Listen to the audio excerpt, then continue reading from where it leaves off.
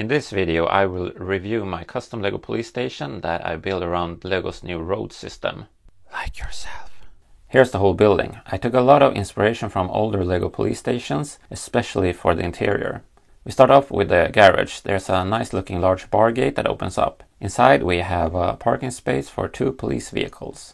The larger one is based on one of the police cars from the LEGO movie that was never released in any official sets. However, there's an amazing project by Exxon67 on Eurobricks.com where he or she is trying to build stuff from the movie. Check out the thread Assembling Brickspur in the LEGO Town forum.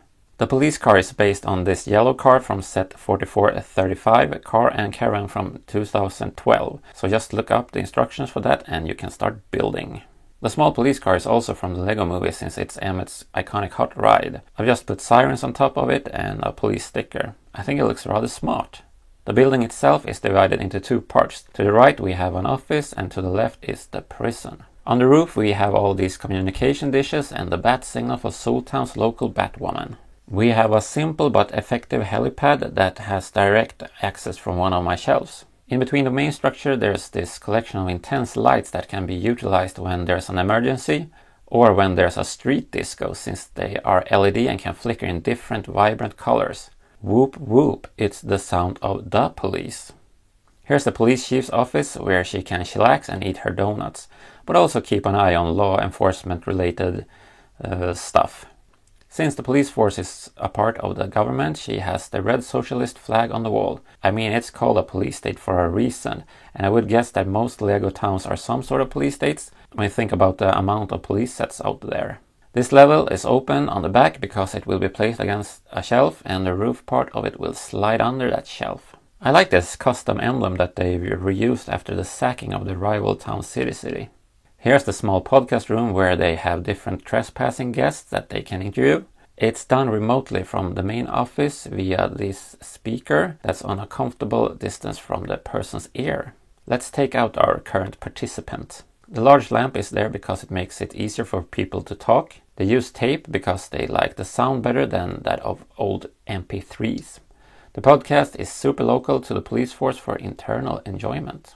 The main office has 2 officers doing desk job like producing the podcast, looking out for crooks via the advanced CCTV system, intelligence surveillance, coffee drinking, checking fingerprints and that kind of nonsense. They have an important table with very delicious cupcakes.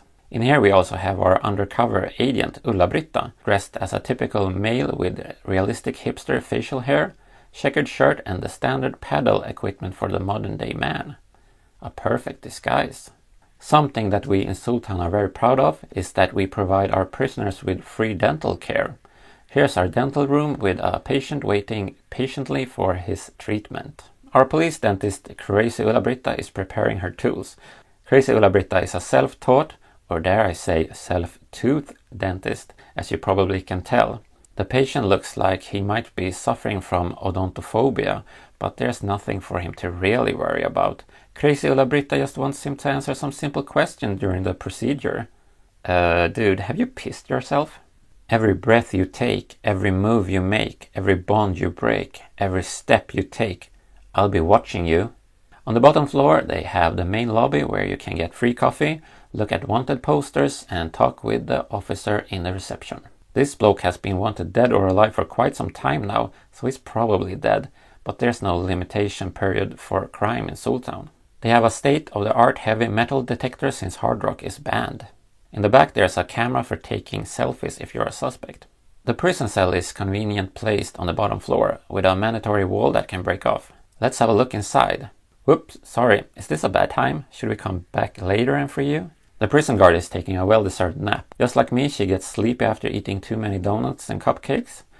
It's the sugar man. Inside the prison cell they have a comfortable bed with a small white blanket, a toilet, teepee for the bunghole, a sink and a nice piece of do-it-yourself art on the wall. Let's look at the parking area. I put in some drains and just some simple racks for tools. There's doors for access from both the office and the prison buildings. The police also have an armored vehicle called Sting. Some shaky handheld action for you guys. I think this mock turned out rather. It lends a lot from official LEGO police stations, but the focus on black gives it a bit more of a cute, oppressive look. Let's pop it in place. This will be a great spot for it.